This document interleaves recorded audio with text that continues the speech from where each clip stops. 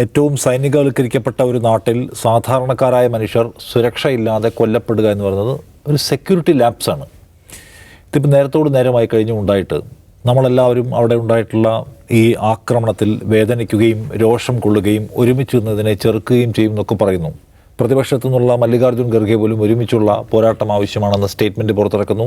അമിത്ഷായെ അസാധാരണമായി രാഹുൽ ഗാന്ധി വിളിച്ച് ഈ പോരാട്ടത്തിലെല്ലാം പിന്തുണയുണ്ട് എന്ന് പറയുന്നു. ശരി, അത്രയും ഓക്കെ, അത് വേണ്ടതാണ്. എല്ലാവരുടെയും ഒരുമിച്ചുള്ള ഒരു ഐക്യം പ്രകടമാകേണ്ട സമയമാണ്. രാജ്യത്തിനെതിരായിട്ടുള്ള ആക്രമണമാണ് ഇത്, ആര് നടത്തിയാലും. പക്ഷെ അതിനപ്പുറം നമ്മുടെ സ്വത്തിനും നമ്മുടെ ജീവനും സംരക്ഷണം നൽകേണ്ടുന്ന ഭരണകൂടം ആ കാര്യത്തിൽ എന്തുമാത്രം ശരിയാവണ്ണം അവിടെ കടമ നിർവഹിക്കുന്നത് ചോദ്യം വരേണ്ട സമയമാണ്. നമ്മൾ നോക്കേണ്ട കാര്യം, കഴിഞ്ഞ മൻമോഹൻ സിംഗ് സർക്കാരിൻ്റെ 10 വർഷക്കാലം മാത്രം എടുക്കുക.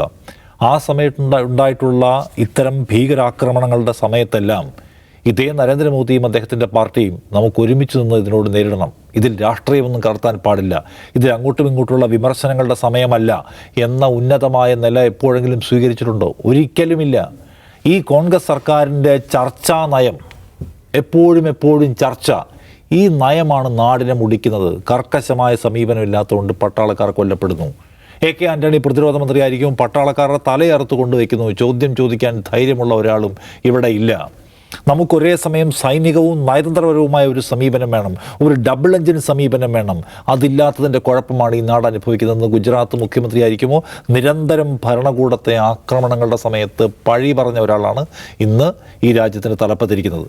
അതുകൊണ്ട് ഇതൊരു സവിശേഷമായ സന്ദർഭമാണ്, വേദനയുടെ സന്ദർഭമാണ്, നമ്മൾ ആക്രമിക്കപ്പെട്ട ചോര വീഴുന്ന സമയമാണ്, നമ്മൾ ഒരുമിച്ച് നിശബ്ദരായിരിക്കണം, ഒക്കെ ശരിയാണ്. പക്ഷേ അത് പറയാൻ ഈ ഭരണകൂടത്തിന് റൈറ്റില്ല. കാരണം ഇത്തരം സന്ദർഭങ്ങളെ മുഴുവൻ രാഷ്ട്രീയ നേട്ടത്തിന് വേണ്ടി ലക്ഷ്യമാക്കി ഭരണകൂടത്തെ നിശിതമായി വിമർശിച്ചവരാണ്. നോക്കൂ, നിങ്ങളിപ്പോൾ കേരളത്തിലെ അടക്കമുള്ള ട്രെൻഡ് എടുത്ത് നോക്ക്.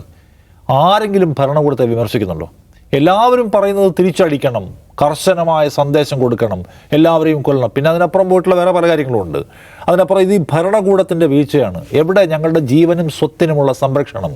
ആർട്ടിക്കിൾ 370 എടുത്തു കളഞ്ഞപ്പോൾ കശ്മീർ സമാധാനത്തിൻ്റെ താഴ്വരയാകാൻ പോവുകയാണ്. ഇനി അവിടെ ഒരു നിലക്കുമുള്ള തീവ്രവാദവുമില്ല. നോട്ട് നിരോധനം നടപ്പിലാക്കിയപ്പോൾ എന്താ മോദി പറഞ്ഞത്? ഭീകരവാദത്തിന് ഫണ്ട് ചെയ്യുന്ന സകല സംവിധാനങ്ങളും ഇല്ലാതായിരിക്കുന്നു, ഭീകരവാദം അവസാനിക്കാൻ പോവുകയാണെന്ന്. നോട്ട് നിരോധനത്തിൻ്റെ കെടുതി മുഴുവൻ നമ്മൾ സഹിച്ചു. എന്തിനാ? ഭീകരവാദം ഇല്ലാതാവുന്നതിന് ഇല്ലാതായിക്കോട്ടെ നടത്തിട്ടാണ്. ഭീകരവാദം ഇല്ലാതാവില്ല. അതിനുശേഷം നടന്ന ആക്രമണം എത്രയാണ്? 370 എടുത്തതിന് ശേഷം എത്ര ആക്രമണങ്ങളുണ്ടായി? കഴിഞ്ഞ 10 വർഷക്കാലം നരേന്ദ്രമോദിയുടെ ഭരണത്തിനിടയിൽ കശ്മീരിൽ എത്ര ആക്രമണങ്ങൾ ഉണ്ടായിട്ടുണ്ട്? 100 കണക്കിന് ആക്രമണം ഉണ്ടായിട്ടുണ്ട്. ഡസൺ കണക്കിന് സെക്യൂരിറ്റി ഓഫീഷ്യൽസ് കൊല്ലപ്പെട്ടിട്ടുണ്ട്.